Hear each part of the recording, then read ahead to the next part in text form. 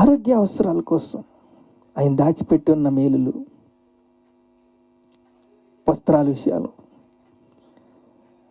ఆరోగ్య అవసరాలు, మన ఉద్దేశాలు నెరవేర్చాలంటే అనుబంధము, అంటే అనుబంధంలో ప్రేమ, ఆప్యాయతలు, అనురాగంలో దేవుడు మన కోసం ఎన్నో మేలులు దాచిపెట్టాడు. ప్రవాహంలో ఆయన ఆశీర్వాదం పొందగలము. మన ప్రభు తట్టు తిరిగినప్పుడు మార్పు చెందుతాం.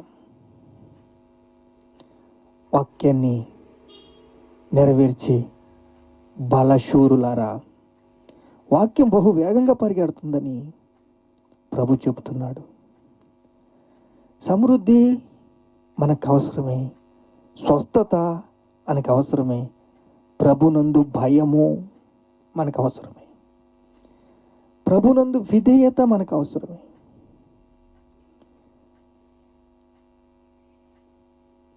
ఆయన మనల్ని నడిపిస్తున్నాడు,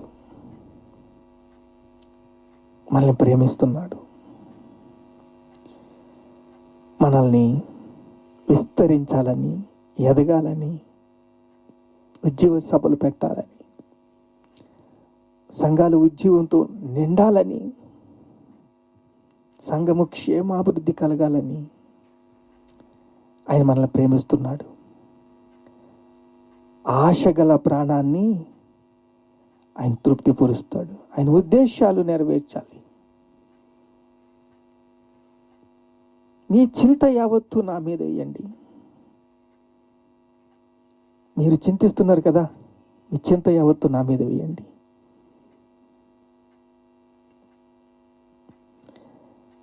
మన జీవిత విధానము లేమిలో ప్రయాణిస్తున్నప్పుడు సారంగా, విరక్తిగా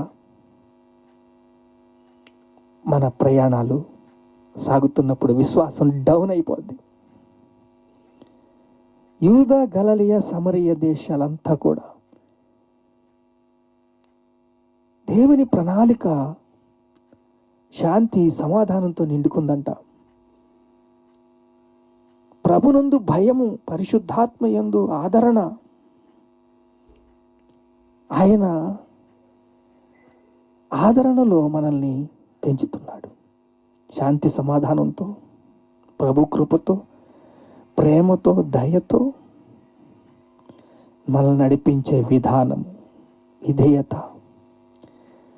మనకి లోబడి తత్వం